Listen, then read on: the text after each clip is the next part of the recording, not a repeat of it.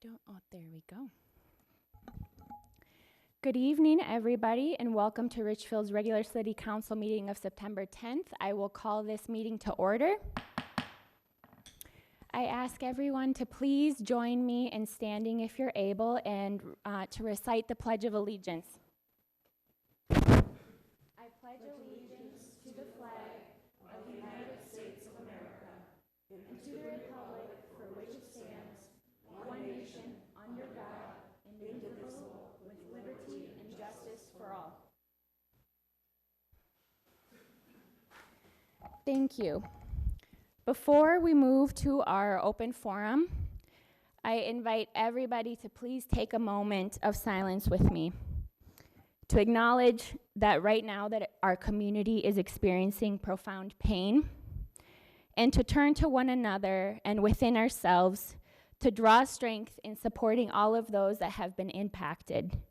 Brian Quinones and his family, our officers involved and their families, the residents of Seasons Park, and our community as a whole, and to help us move through this in a way that will keep us united and make us a stronger community. Please join me in taking a moment of silence.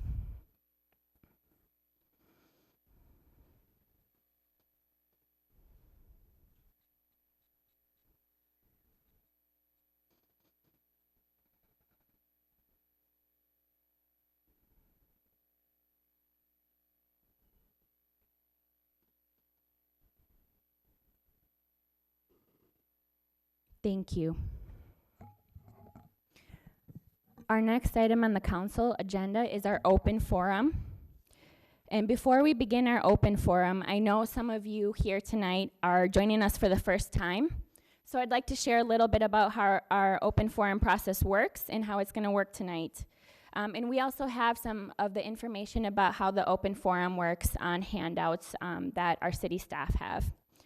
So the purpose of the open forum is to invite remarks from members of the public regarding items that are not on our agenda tonight. If you'd like to speak, we ask you to please approach the podium here and to sign in on the sheet that's provided at the podium, and then to please state your name, your address, and an organization if you're coming on behalf of an organization. Typically, we ask people to stick to 3 minutes, but tonight we understand that people might have longer statements, and we ask you to also please be respectful of other voices that might be wanting to be heard during the open forum process, and we're asking you to please keep your remarks as close to 5 minutes or less as possible. In the audience, we ask you to please remain silent without interruptions and to make sure that we're being respectful of the people who are giving testimony. We are here tonight and the City Council to listen to understand, and consistent with our protocol during the testimony in the open forum, we will be listening, we will be taking notes, and your testimony will go into public record, and we will not be engaging in a discussion or responding to your testimony. After the public testimony is finished, I will close the open forum, and we will continue with the rest of our City Council agenda, which is also outside if you'd like to check out what is on our agenda for tonight. We also understand that people may have some additional comments and questions, and we are happy. You can communicate with myself or any one of our City Council members or our City Manager, Katie Rodriguez, who is here. And you'll be able to find our information on the website. And because the investigation is ongoing, inactive, the information that we can share right now is limited. So I have right now one person who has signed up for our public forum. There may be more, but I would like to invite Miguel E. Fiol, Dr. Miguel Fiol, to please come up to the podium to share your testimony and remarks. Thank you.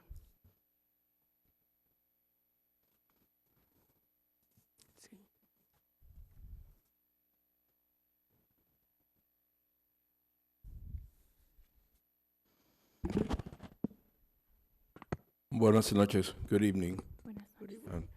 I come in front of the respectable City Council of Richfield, propelled by my friends and colleagues in representation of the Puerto Ricans in Minnesota group, and also in representation of a group called Frente de Acción Latina de Minnesota.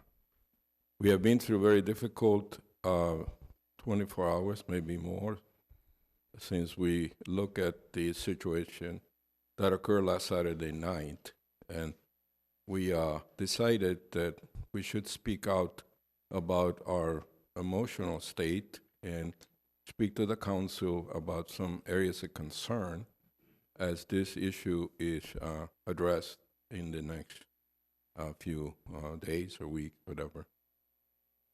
It is important, I think, for the council to be aware of the stress that the Latino communities, that includes Puerto Rican communities, are under these days. In respect to Puerto Rico, we just went through a devastating hurricane, as you know, in September of 2017, and subsequent to that, there's been a revolution in our country where the governor was asked to resign. So Puerto Ricans are under a significant amount of stress. How this is part of this of the deceased person's life, I have no knowledge of. But I think in the investigation, it should be part of the framing of the circumstances, because it is a real fact that Puerto Ricans are under significant stress. I'm a physician, I'm a neurologist, but I also deal a lot with mental health issues. And I know that this can certainly color anybody's mental frame of mind. So please, I ask the council or the investigators to consider the circumstances of our country in the overall assessment of the situation with this very unfortunate incident. Likewise, I work with the Latino group, and this is another issue that Latinos are in great threat of deportation, and we've been having meetings in the community through El Frente that I referred to, looking at the children's situation. This may be a separate issue to the council, but I bring it forward because it's part of the same package. The Latino children in fear of deportation, we have had some meetings with the community, and we're holding fairs actually in Richfield about the children's stress level. One of the children reported to us that he could not sleep with one eye open on the door, waiting for ICE to break the door down. This is probably may not have anything to do with this incident, but it speaks of a general atmosphere in the country with Latinos, and Puerto Ricans certainly are Latinos. The part that we're more emotional about is the circumstances reported in the press about the demise of this young man. It's a young man that obviously apparently suffers from mental illness, so the rights of mentally ill people need to be considered in the overall equation. And I'm not a mental health specialist, but I do have some organizations that are looking into that portion of the issue. The part that concerns us more is the circumstances, I said, of this man's demise. And that is, why was it necessary for two officers to shoot him down if he only had a knife? I understand and not being critical, but that is the part that we have more difficulty emotionally accepting, why it required 10 bullets and not some other form of pacifying him without taking his life like that. I know that the council is probably not ready to deal with that particular issue, but that is the part that we're most concerned about in this case, and also the rights of mentally ill people. How does that play into this whole process of persecution? If the first encounter with the police determined that this man was not in his frame of mind, why was not that followed by some action involving resources to deal with people on an acute, perhaps psychotic break?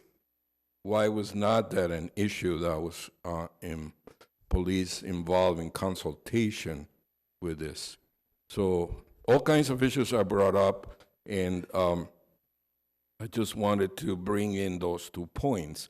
The consideration of the circumstances in this young man's life must play into this behavior, and secondly, the what's perceived as extreme cruelty in his killing. So I thank the council for hearing our position, and be glad to answer any questions about those 2 points.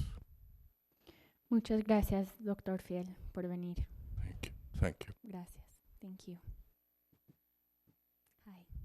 Yep, if you could please go to the podium and sign in and state your name and your address, and if you are here representing any organization. My name is John Trepp, and I represent NAMI of Hennepin County. My address is 1610 East Minnehaha Parkway in Minneapolis.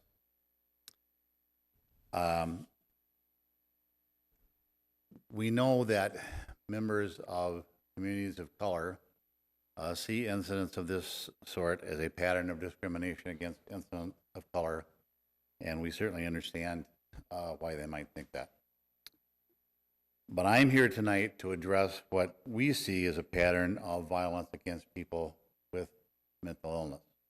And of course, this obviously does not happen just in Richfield or just in the Twin Cities. It happens all across the country. We also understand that we at NAMI Hennepin County understand that the Richfield Police Department did not ask to be the front line of our mental health system. If we had a better mental health system, then law enforcement would not have to play this role, and I suspect they would be happy about that. But the fact is, we do not have an adequate mental health system in Hennepin County. And because of that, the law enforcement agents across our community, across the Twin Cities, do have to play that role. And our feeling is that they do not have adequate training. And I'm not up to speed with how much training that the Richfield officers may have had. I know years ago they had 0, and it may be that they've had some training now, but it's pretty clear to us that they do not have adequate training, especially given then the fact that they are frequently called upon to play this role. A few years back, I had an opportunity to meet with Robert Olson, who was at that time the chief of police of the Minneapolis Police Department. And we were talking about this very issue related to the death of a person at the hands of police officers in Minneapolis. And Mr. Olson told me, Chief Olson told me that there are many officers in Minneapolis, at least, and I would imagine it's true in Richfield, that serve 20, 30 years and never fire their gun in the line of duty. And yet they are trained extensively on the use of small arms, and they have to test. I don't know, I can't remember if it's 90 days or 6 months, but they have to be tested repeatedly to make sure that they are competent to use that weapon. And yet, Chief Olson told me, and I have talked to other folks working for the Hennepin County Sheriff's Office and for Bloomington Police Department, who tell me that a high percentage of the calls that they respond to do involve people who are either intoxicated or high on some sort of substance, or they have serious mental illness. And they really don't have the training that they need to deal with those situations. In a perfect world, maybe we would send a trained mental health worker to deal with that situation, but that's not the system that we have right now. We're sending off police officers to do this. And as long as that's the case, I think they need to have better training. Thank you. Thank you very much for your remarks, Mr. Tripp.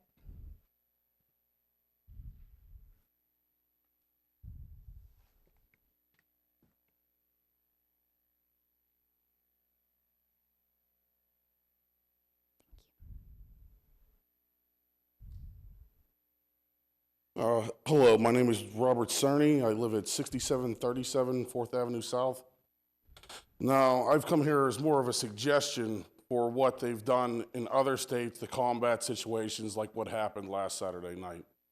Now, instead of using deadly force, the police officers should have an option to use tail-stabilized beanbag rounds or other less than lethal ammunition.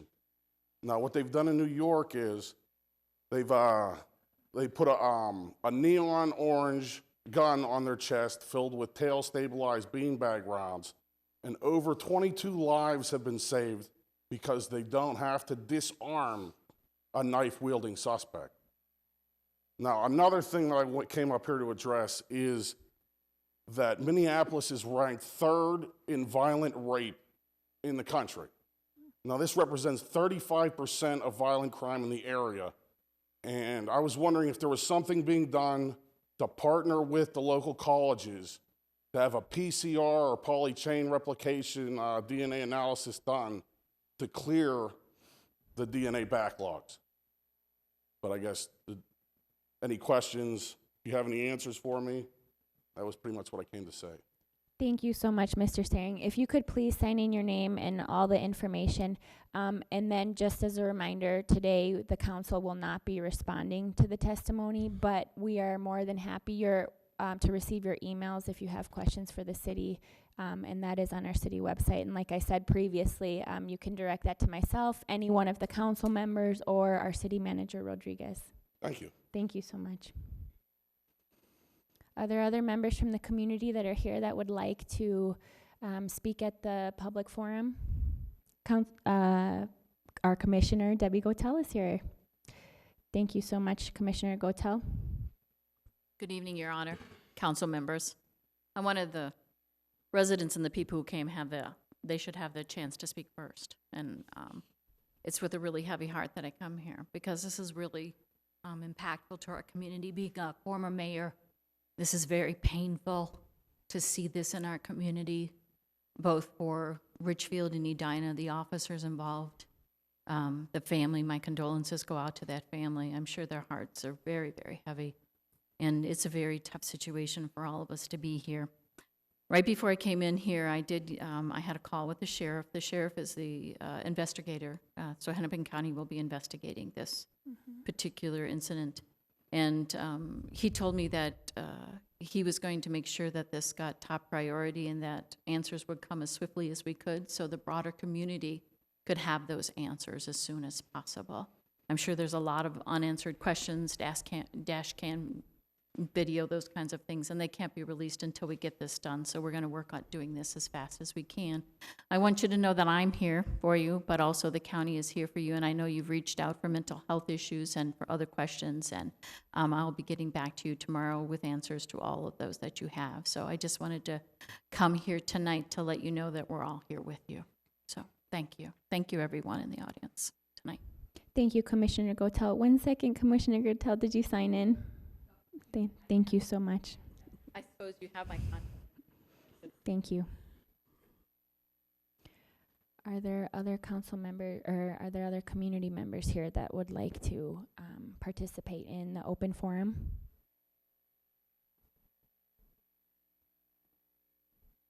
Any other community members that would like to participate in the forum?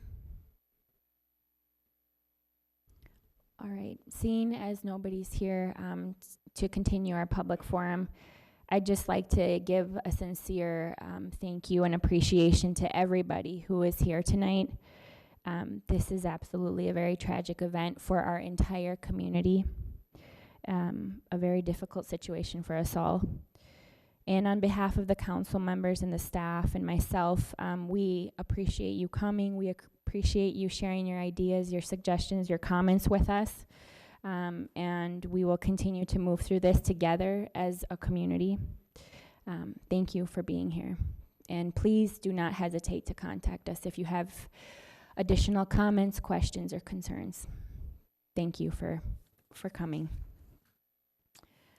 And with that, we will be moving to the next item on our agenda, and that is the approval of the minutes of the City Council work session of August 13th, 2019, the regular City Council meeting of August 13th, 2019, the concurrent City Council and HRA work session of August 19th, 2019, the special City Council meeting of August 21st, 2019, the special City Council meeting of August 27th, 2019, and the City Council work session of August 27th, 2019.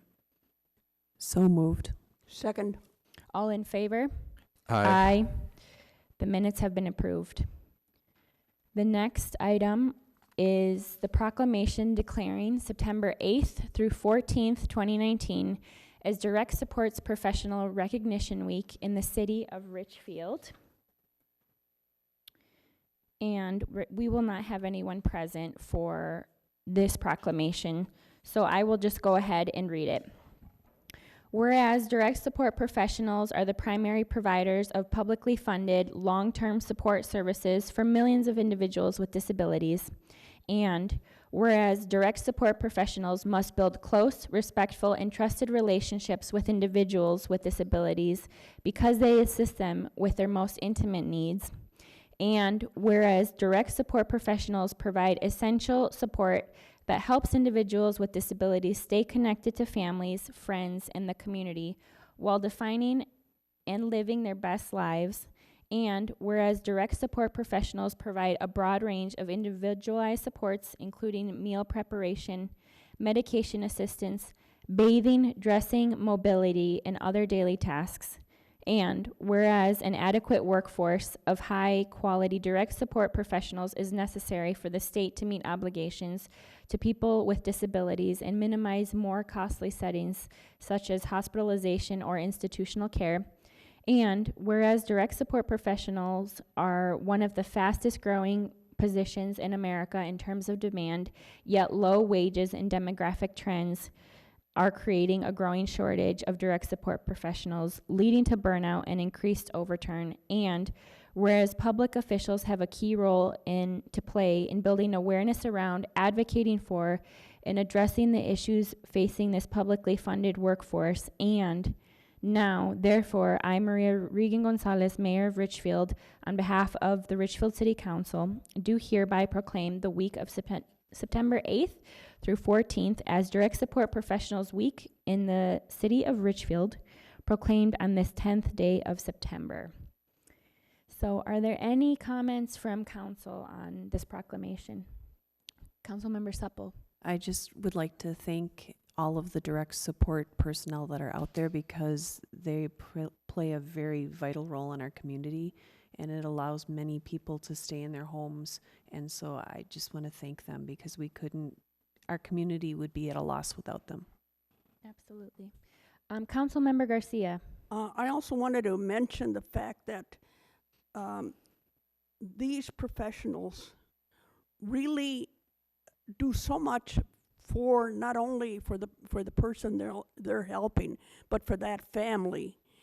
And they bring about a lot of emotional support to that family, and that's very critical. It allows families to try to live their daily lives in a way that is positive for the family, and it keeps, the person that utilizes this professional, it keeps them,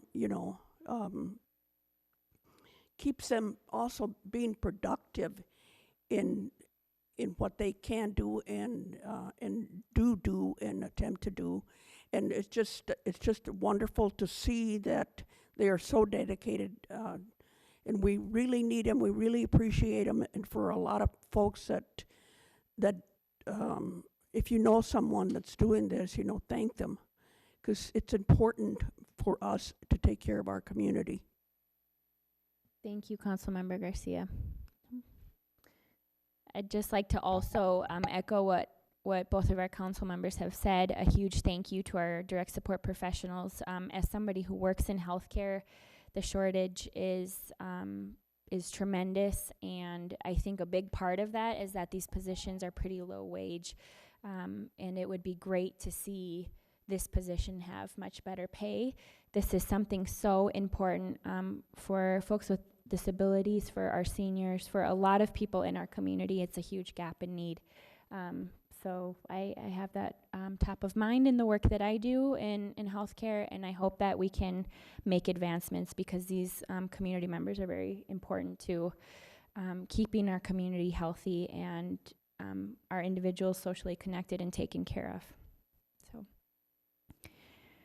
the next item is a proclamation declaring September 16th through the 22nd of 2019 as Girl Scout Spirit Week in the city of Richfield.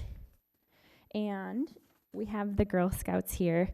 And I would like to invite all of the Girl Scouts up to the dais and the CEO of the Girl Scouts of River Valley, Trish Bolger, to receive the proclamation and take a photo.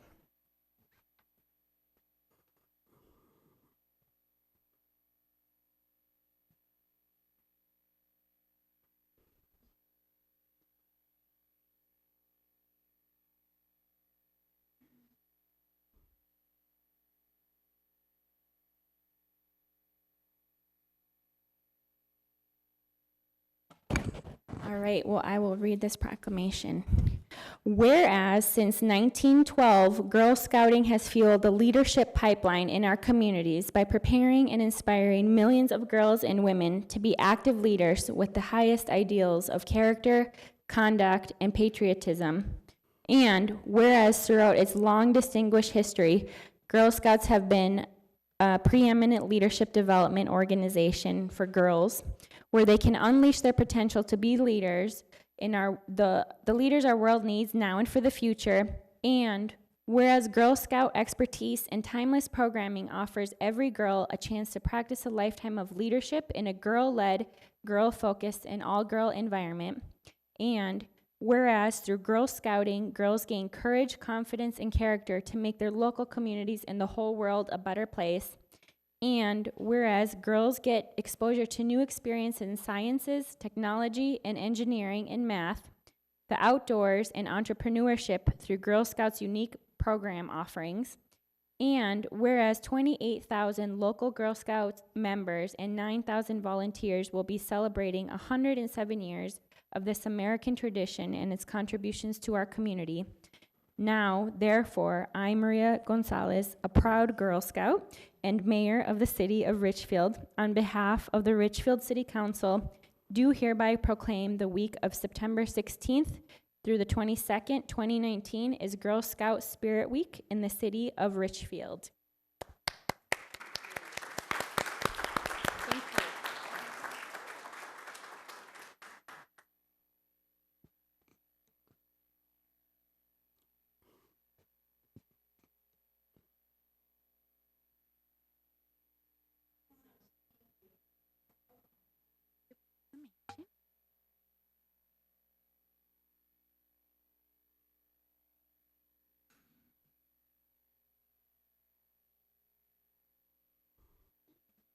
Any comments from council members? Well, I'll say something. Councilmember Garcia? Thank you, Mayor. As a former Girl Scout leader, I'm really impressed with the Girl Scouts continuing for so many, many, many years. It's a very important part of growing up. It's a very important part of learning new skills and of working together in a camaraderie. And it's I enjoyed my time serving as a Girl Scout leader, and it's good to see that it's still going strong, and that the young women that were up here, we're really proud of you, and continue the good work. Thank you. Other comments or questions? Comments, Councilmember Whalen? Thank you, Mayor. I personally was a Boy Scout, and it's different, but one of the things I noticed growing up was that as you get older, there's certainly a lot of options, a lot of things compete for your time. So I just wanted to encourage the Girl Scouts who are here to stick with it. If you are eyeing that top rank, which the gold rank, go for it, stick with it. You can do it, and yeah, there's going to be a lot of other things with friends and sports and whatever else you're involved with, but don't give up. You can get there. So. Other comments, questions? I'd just like to say, also a proud Girl Scout, and it gave me my love for the outdoors and nature and camping and fishing and starting fires. I had to calm down on that one. I got a little excited as a kid with building fires. And it's just been so great. I have some of my closest friends I met in Girl Scouts, and I still have pictures of all of us in our outfits, and we still talk today and keep in touch. So thank you for all your work and your leadership. We need very strong, positive female leaders, and that's exactly what Girl Scouts doing. So thank you for coming. Great. The next item is a proclamation declaring September 8th, 2019 as Women's Suffrage Ratification Centennial Day in the city of Richfield. And I will ask the president of the Richfield League of Women Voters, Susan Rosenberg, to come up, and the rest of the folks that are here from the League of Women Voters, if you'd like to come up and join me as I read the proclamation, and if we could take a picture, that'd be great.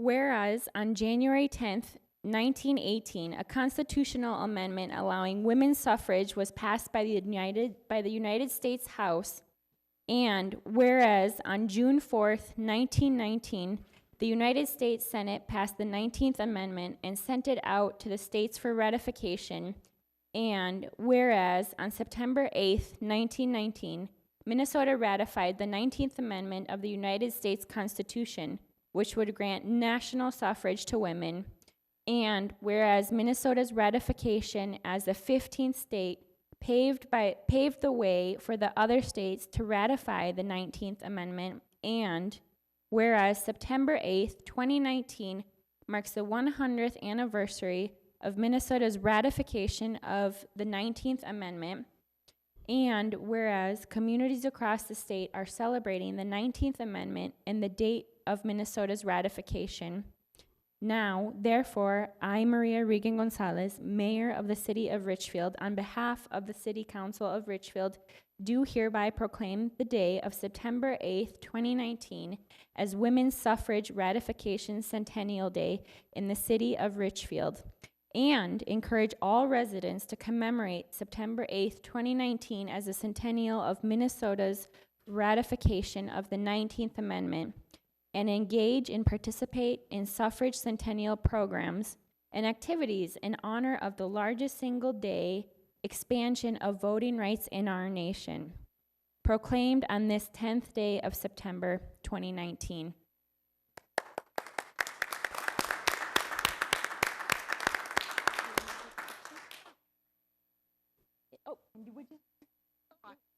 I like microphone. No, I just want to introduce the members that did come today. I really appreciate them coming. I'm Susan Rosenberg, president of the league, Maureen Scalia, Linda Creer, and then Karen Jenkins. They came and we're all applauding this and we're really happy, and thank you for recognizing this. And I just want to say that to exercise your school board election privileges, we will be having our school board candidates forum on October 5th, right here, 9 o'clock in the morning. So come get acquainted with your school board candidates so you can exercise your suffrage. And again, thank you, Maria, and all of the council for recognizing that this is indeed a big, important thing. And I really appreciate it, as we all do on the league. Thank you.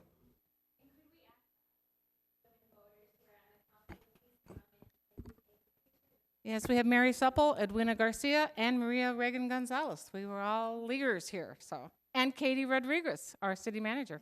So we're in a good crowd here.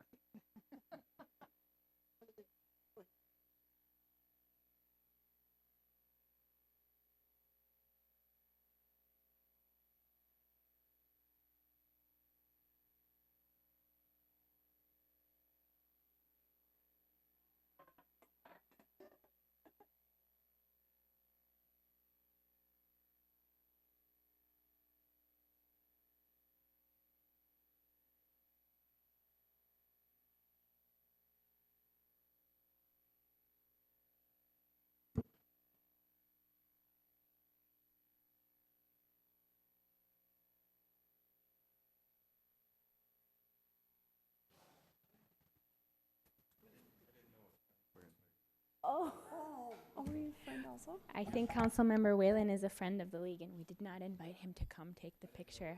Sorry about that. I did not know that. All right. Now, any comments? Councilmember Supple.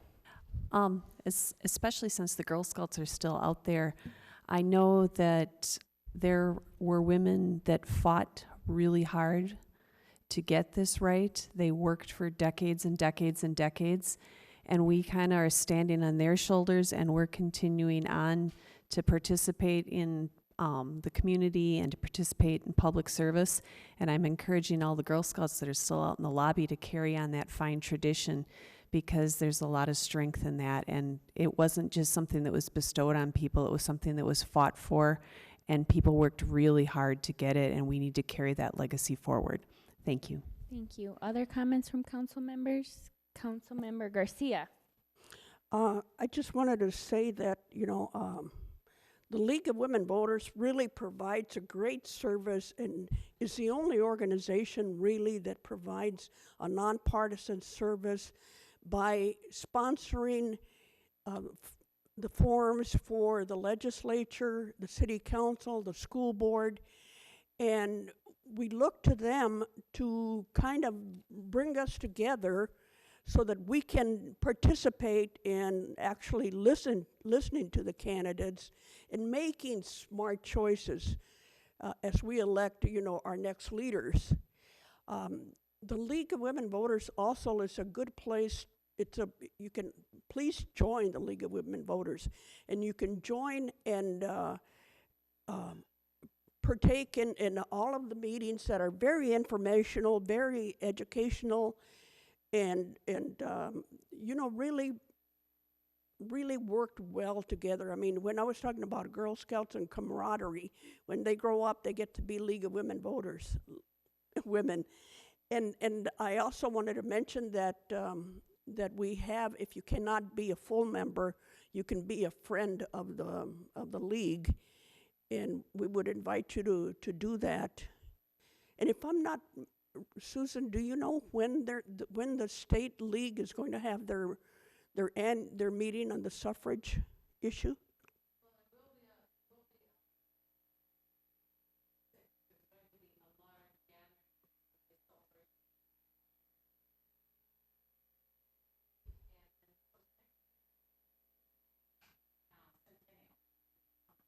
Okay.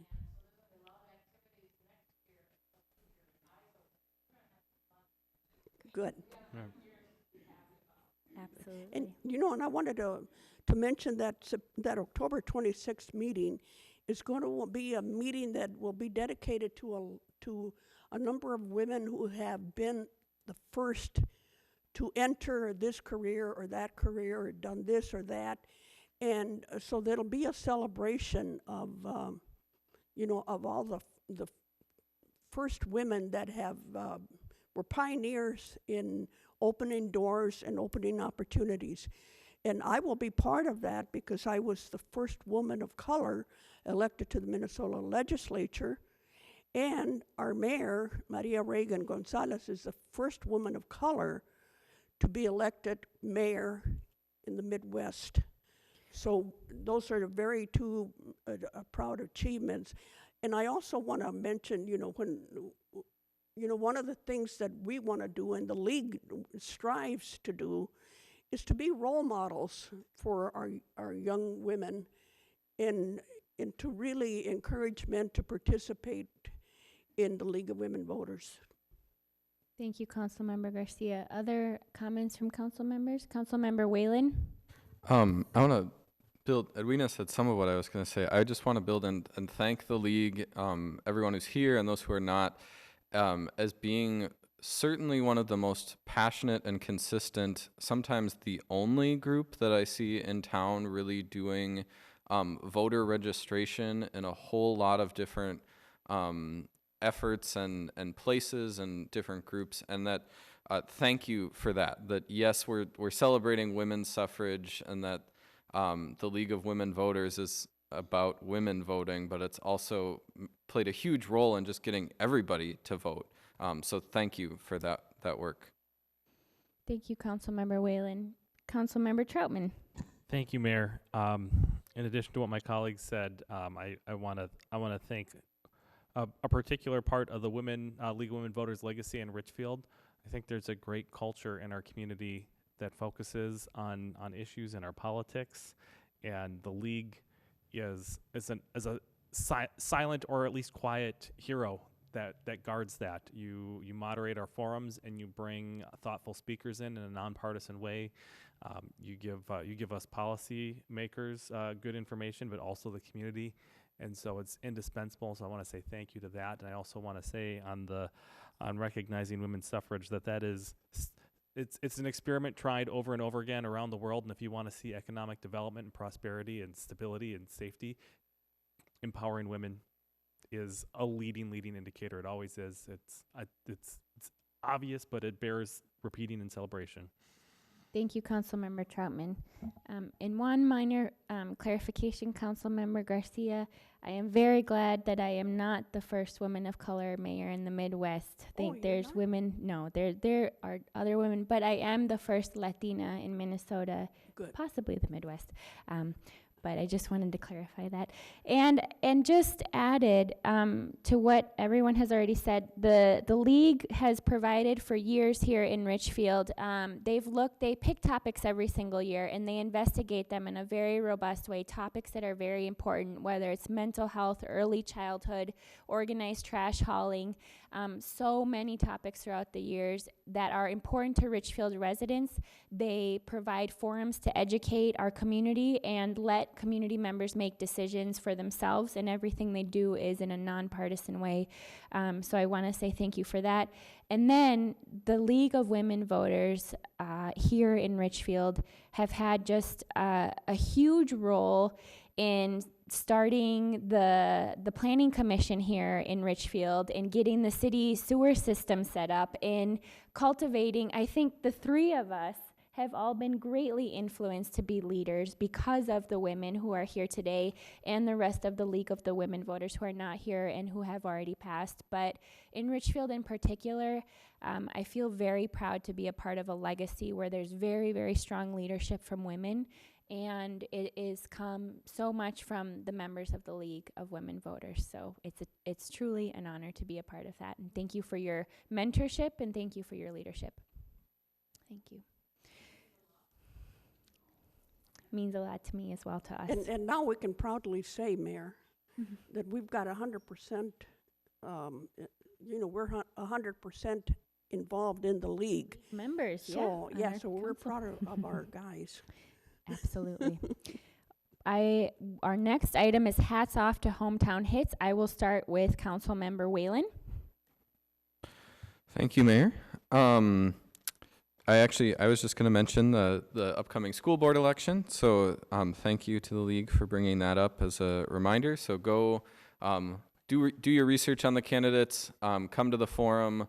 Go meet them yourself. They're your neighbors. It's not in local elections. Just go talk directly. The other thing I wanted to bring up, two other things. One, the Ice Arena Refrigeration Project is coming up. There's some information sessions. There's 5 options on different days of the week, different times of day. You can check that out on the city's Facebook page or website for the exact dates. They're all at the arena, include information as well as a tour about the upcoming proposed project and a chance for you to provide your input that will help us on the council make our decisions that are to come. And then the last thing I just want to acknowledge today is World Suicide Prevention Day. And it is just, it's something to think about all the time, but it's just a good reminder that if you know anyone in your life who is struggling with depression, check in. Even if you don't know, just check in with your people, the people you care about, see how they're doing. Sometimes we get so busy that we forget to do that very often. And if you yourself are struggling, reach out for help or for resources. It takes a lot of courage, but you can do that and it gets better. So, thanks. Thank you, Councilmember Whalen. Councilmember Supple. Thank you. I wanted to do a shout out to the inspections division in the city of Richfield. They worked countless hours and sometimes on weekends to make sure that the schools could open on time with the construction project. And I think they'll probably be continuing to work into the fall. And they went above and beyond. And really, we really appreciate it here in the community because it allowed the schools to open. And that includes the people that are doing the building inspections and the plumbing inspections and the heating inspections, the fire inspections, all of those things that we need to make sure that the schools are safe. So a big shout out of thank you to them. Another shout out of thank you I want to put out publicly to public safety. The other morning I was getting ready for work and I heard squealing tires and a big crash, and sadly there was a huge accident next to my house. So I ran out and called 911 and the response time was great. The people were helpful. The first responders showed up right away, and it just was good to know that there was somebody there to help when we needed it. So I'm sorry that the accident had to happen, but I was glad to see that there was a response right away of people to help. So thank you. Councilmember Garcia. Well, I wanted to mention two things. I think you mentioned the highlights of, the importance of what's been happening.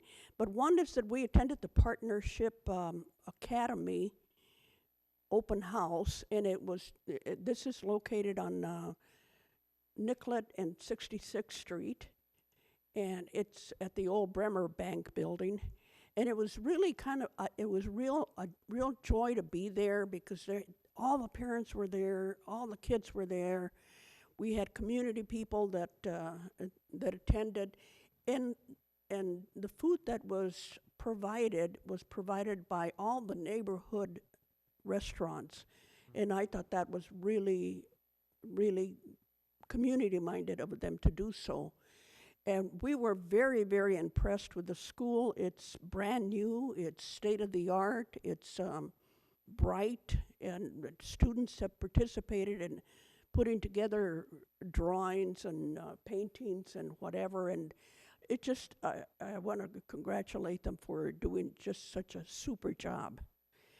The other thing I wanted to mention was that the band shell, the bricks that we have laid out have been sealed, and they look very nice, very nice. And I want to urge people to look at those, and maybe it'll jar you into thinking, well, geez, I could do one in memory of of somebody, or I can do one in memory of of a special event, or because there's people there that are doing memories too of anniversaries, and so it does spark an interest when you look at those bricks, because the city did a wonderful job in sealing them. Thank you, Councilmember Garcia. Councilmember Troutman. Thank you, Mayor. The big event on the west side of Richfield is PennFest this coming Sunday. And for those of you that have never participated in PennFest, it's an incredible event when weather's good. We have up to 10,000 people at PennFest. There's amazing food, and every year there are new vendors and new food trucks. There are bounce houses. There are games. There is a BMX trick show that my boys look forward to every year. It literally boggles my mind how they flip on those bicycles. But in addition to that, there's something called the Independence 5K Run with a capital Penn in the middle of it. And it's a 5K run, and it's raising money for the Minnesota Independence College and Community, which is a school that helps students with disabilities live up to their fullest potential and live full lives, and they're a great organization here in Richfield, and they've already raised $6,000, and they're hoping to raise $10,000. So if you come out and support them, donate to them. And if you're feeling ambitious or medium ambitious, they'll accept medium ambitious people too. Come out and jog or walk or run and support our community, and come out and meet your neighbors. We have a tremendous community, even in times of grief like this, especially in times of grief like this. It's amazing to come out, meet your neighbors, eat wildly unhealthy food, and enjoy the hard work of a lot of volunteers to make Penn Avenue amazing. Thank you, Councilmember Troutman. I don't have anything today. There's so many things to be grateful for always in our community, and I always have a list, but I'm just feeling sad and sitting with it with my community, and that's it. Mayor, Yes, Councilmember Garcia. I just wanted to say it's good to see Andy Wigg here. He's our former Richfield editor. We miss you, Andy. Who left us for Yeah. other communities. So it's good to see you and see a familiar face and a friendly face, and to let you know that it's good to see you again. Thank you, everybody. The next item is the approval of the agenda. I'll move to approve the agenda. Second. All in favor? Aye. The agenda has been approved. The next item is our consent calendar, and that will be read by City Manager Rodriguez. Thank you, Mayor. The consent calendar contains several separate items which are acted upon by the City Council in one motion. Once the consent calendar has been approved, the individual items and recommended actions have also been approved. No further action, council action on these items is necessary. Item A, consider approval of a construction and maintenance agreement with Richfield Properties, LLC, the Audi dealership, that defines the ownership and maintenance of responsibilities for certain features constructed at 1401 East 77th Street in the city of Richfield. Item B, consider approval of a request for the temporary expansion of the licensed premises for Damani's located at 6345 Penn Avenue South to allow for outside services of strong beer on Sunday, September 15th, 2019 in conjunction with Richfield's Open Streets at Penn Fest event. Item C, consider the approval of the bid tabulation and award of a contract to Michaels Corporation for the 2019 water main rehabilitation project in the amount of $1,775,349.40 and authorize the city manager to approve contract changes under $175,000 without further city council consideration. Item D, consider approval of the adoption and resolution authorizing Amendment 1 to the partnership agreement between the City of Richfield and the Minnesota Department of Transportation for the purchase and storage of salt through June 30th, 2022, related to a 26% increase in salt costs for 2020. Item E, consider approval of the 2019-2020 contract with the City of Bloomington using public health emergency preparedness grant funds distributed by a federal grant from the Centers for Disease Control to provide services in the area of public health emergency preparedness, bioterrorism, and the development of a response system. Bear with me, there's a lot tonight.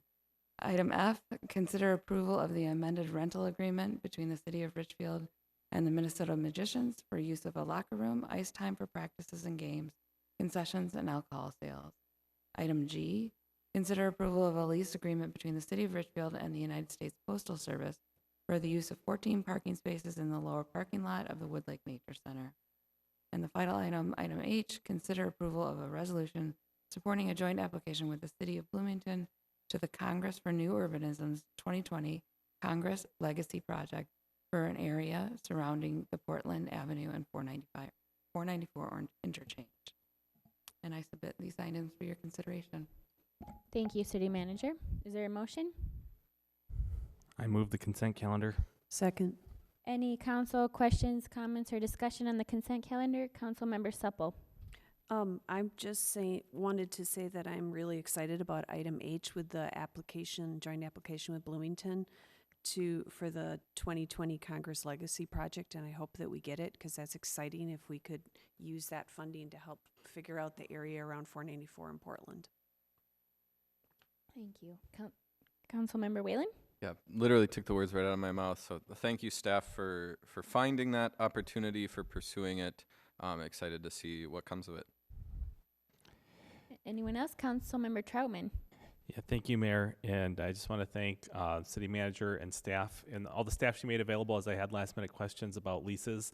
Just kind of a nerdy concern, but I'm really excited about especially our lease with the Magicians, and it's a tremendous asset that we have in the city to have a semi-professional sports team and one that that's thriving and looking to renew their lease and looking to grow their presence in the community.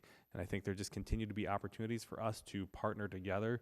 We just came from a meeting with the tourism board, and we're looking at how we bring more people to Richfield. One of those great ways is to potentially invest in that our ice arena and in that partnership. So I was really excited to see that that lease, and then hats off, even though it's not in season, to our colleagues in Bloomington for pursuing that grant, and we're really pleased to support that. Thank you, Councilmember Troutman. Any other comments? All right, all in favor? Aye. The consent calendar has been approved. The next item for consideration is the 2019 revised 2020 proposed budget resolutions adopting the 2020 preliminary property tax levy, setting truth and taxation hearing date, authorizing budget revisions, and authorizing revision of 2019 budget for various departments. Okay. On August 27, 2019, a special city council meeting was held for the purpose of presenting and discussing the 2019 revised, the 2020 proposed budget, and the 2020 preliminary property tax levy.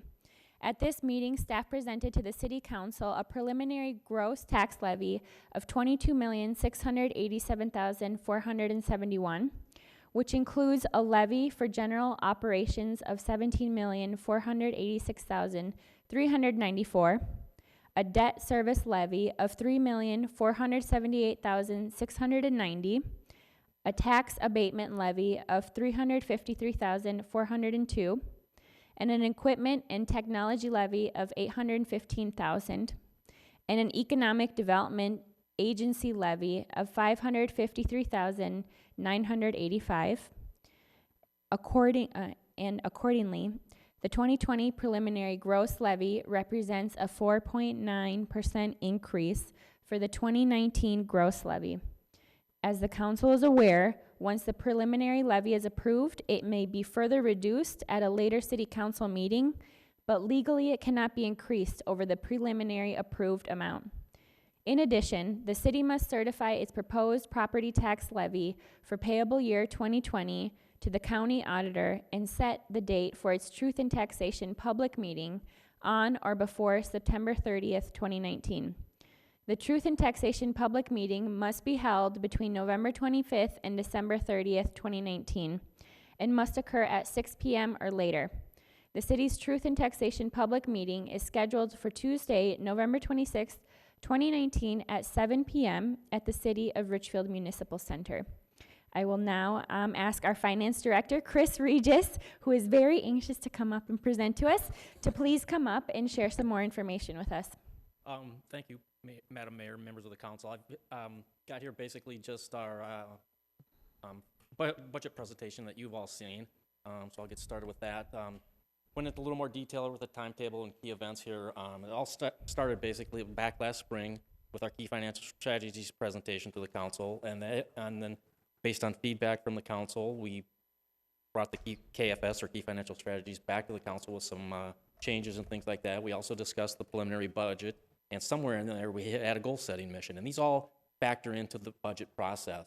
And then in July, we sat down, the city manager, myself, and the assistant city manager sat down with the department directors to discuss their individual budgets. And it's at that time where the budgets are really fine-tuned and we get things ready to bring you at the August meeting, the special budget study session that we had on August 27th. So then now we're here tonight at September 10th, where we brought the preliminary levy for your approval.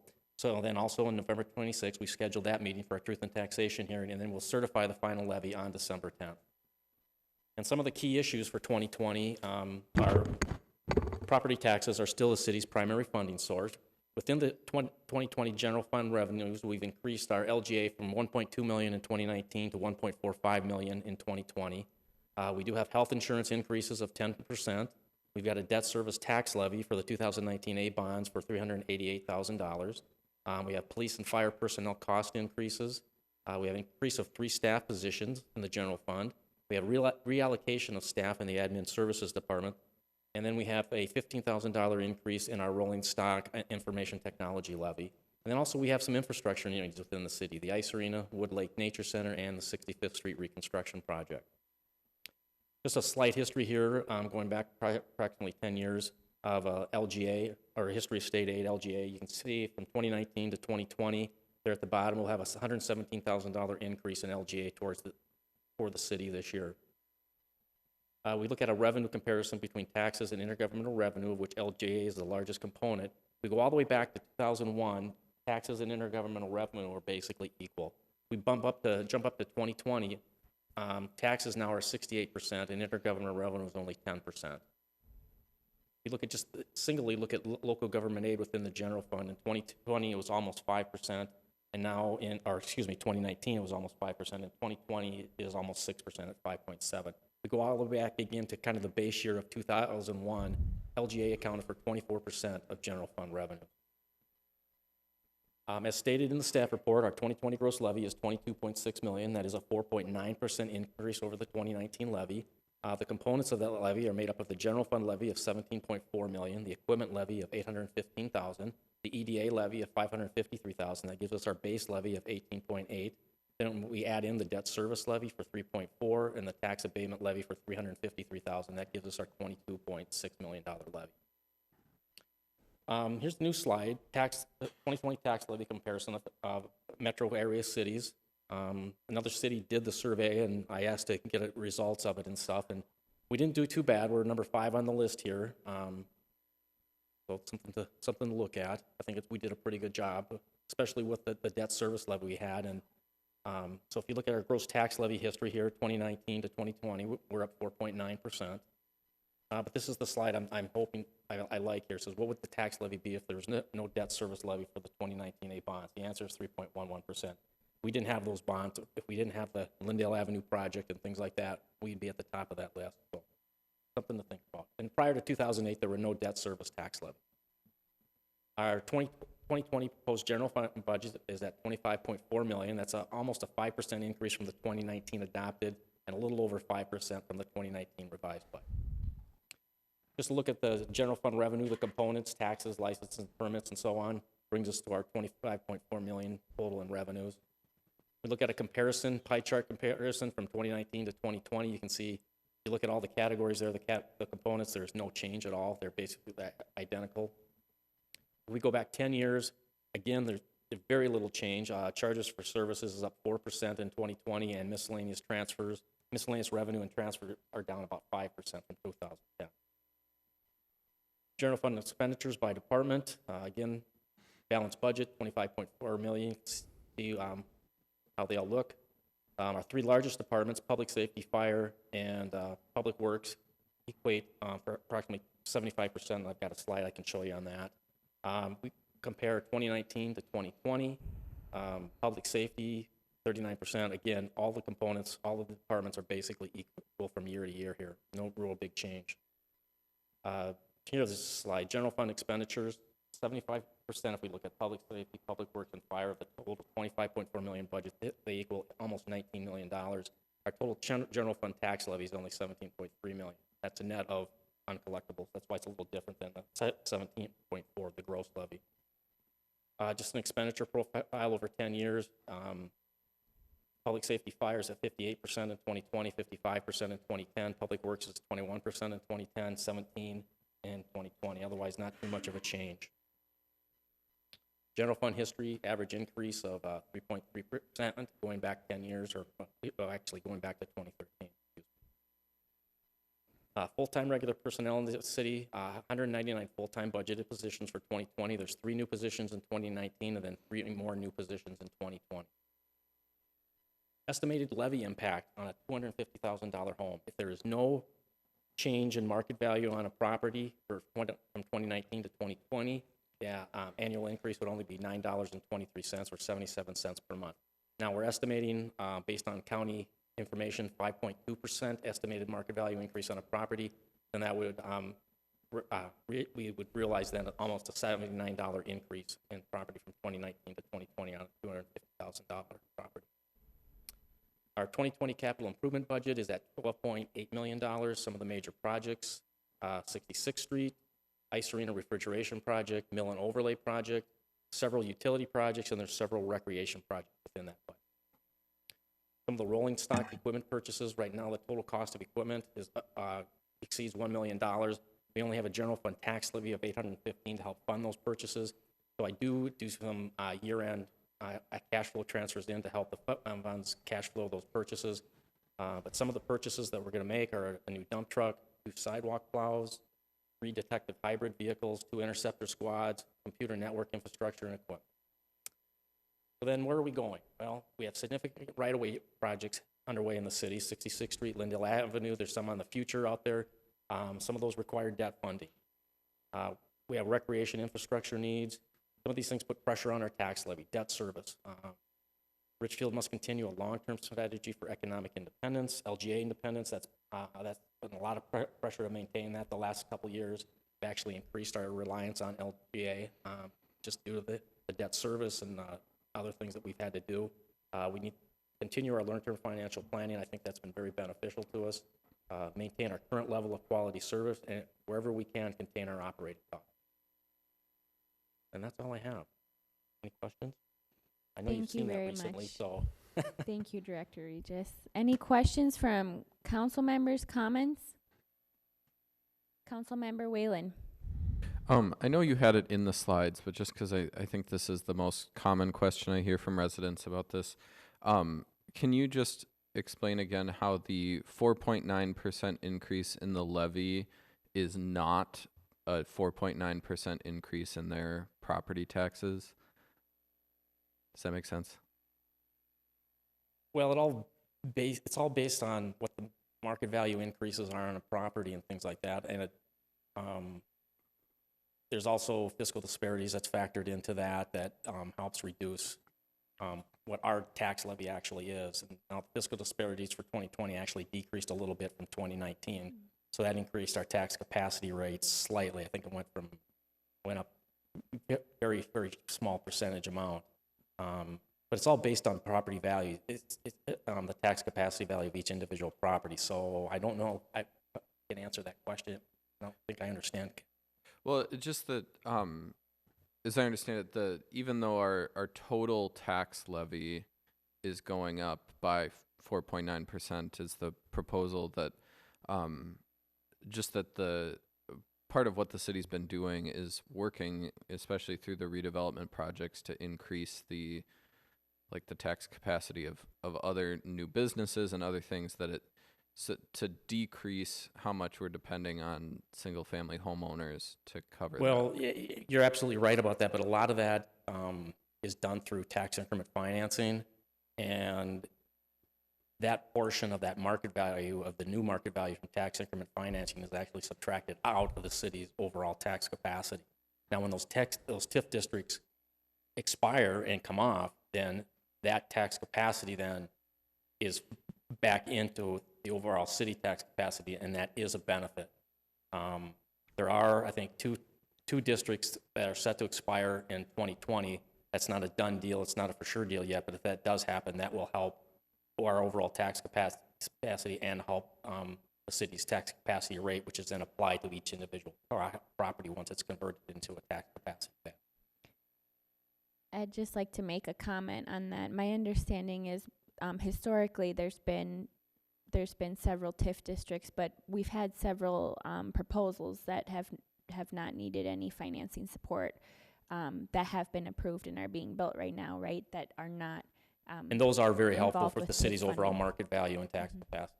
Great, thank you. Other questions or comments from council members? Councilmember Garcia. Well, I just wanted to thank Chris Regis, who really is the leader for the city in terms of finances, and he does a tremendous job.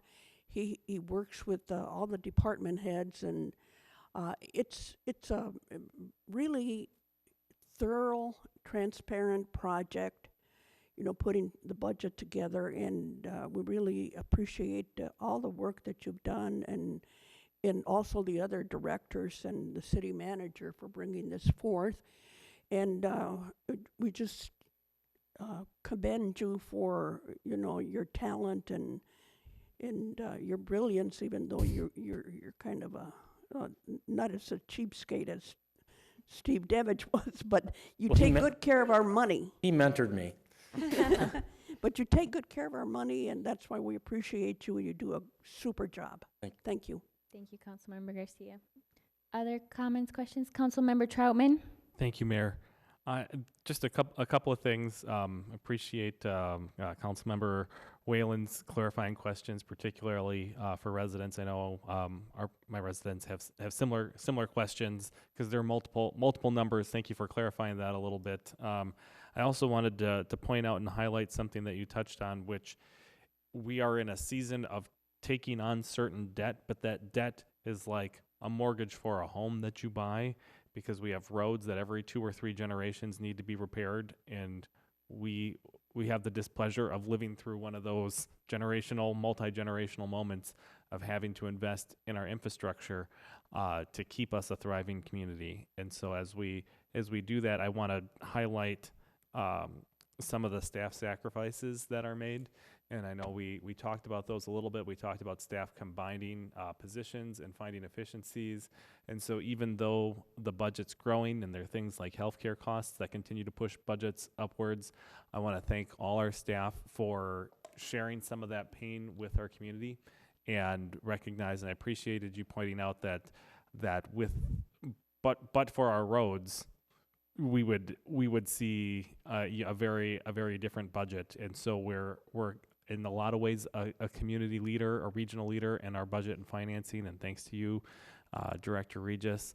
But particularly, it's falling on our shoulders to pay for our infrastructure. And when we say roads, for folks that are watching at homes, it doesn't just mean roads, because it's all the infrastructure, it's all the public works that are underneath the roads, because you don't want to replace the blacktop and then have to tear all that up to replace all that infrastructure below. So I appreciate Christian Astor and our Public Works Director and our engineers for helping us think through what those priorities are.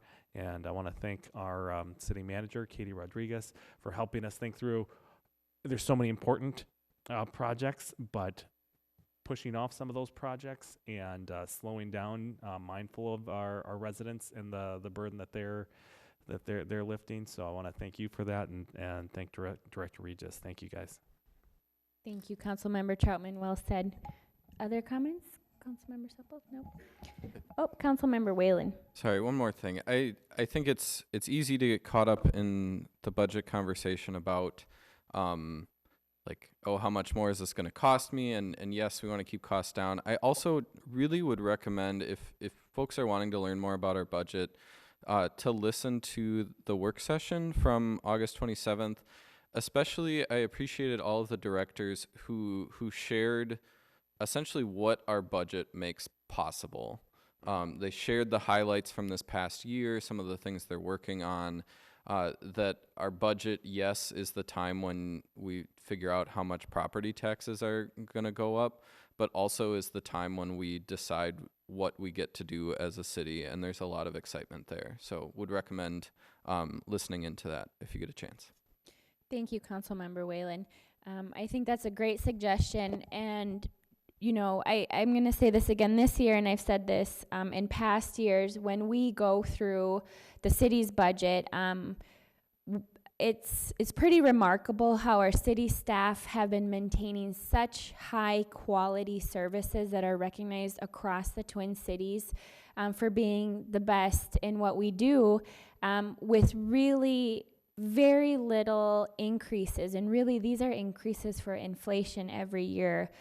So very little increases in expanding the capacity. So our city year after year after year has continued to expand our services, to fine tune our services, to do things differently, to engage with community, and to continue to provide quality services, core services with so much recognition. And just really does a great job. It is absolutely remarkable.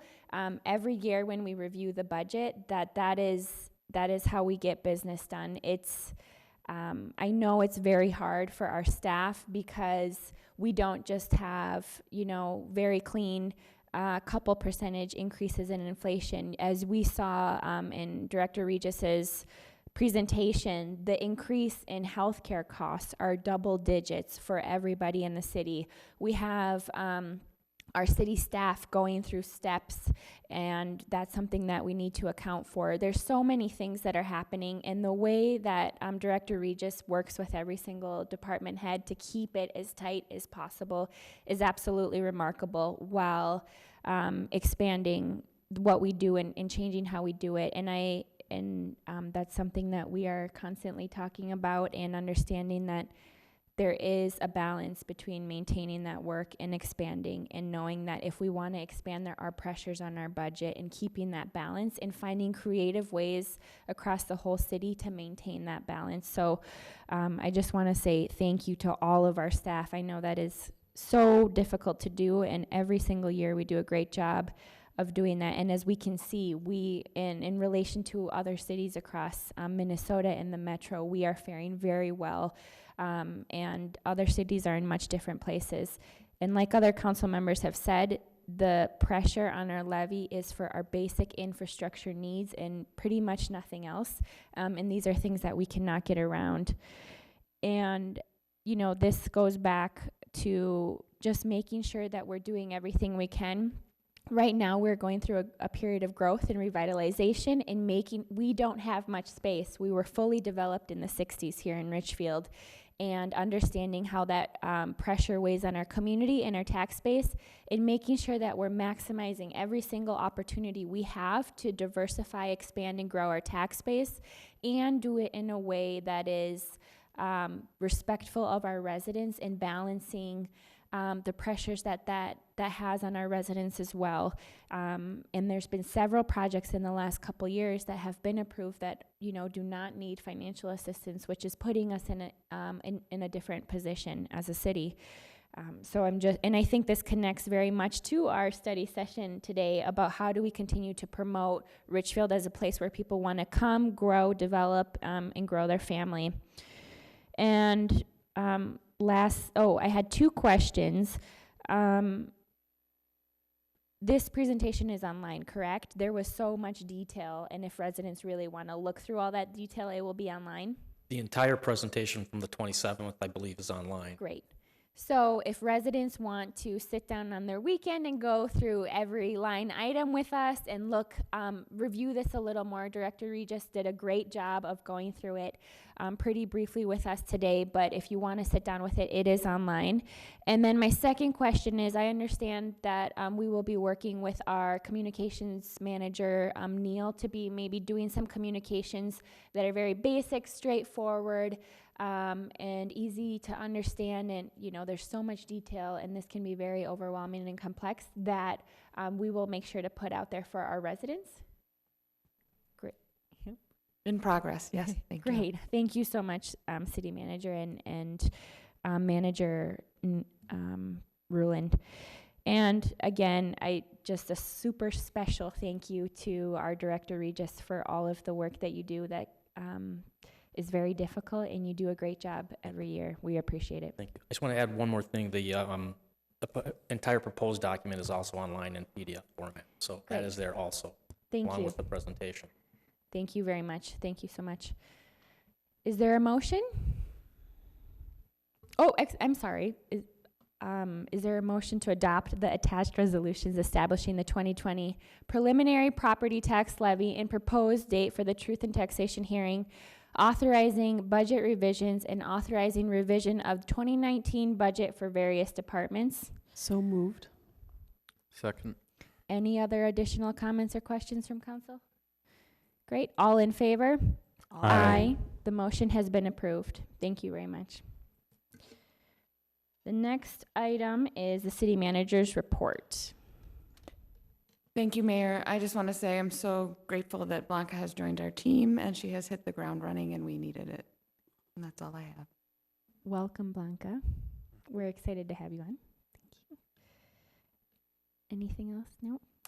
And the last is the dreaded claims and payroll that goes to Council Member Garcia. She's always wrestling us for this, and then it's Well, yours. you know, I've gone through it a couple of times already, and so I will recommend that we move claims and payroll, and then turn it back to you, Mayor. Great, I will second that. All in favor? Aye. Aye. Claims and payroll has been approved, and seeing as we have no other business, I adjourn this meeting. Thank you.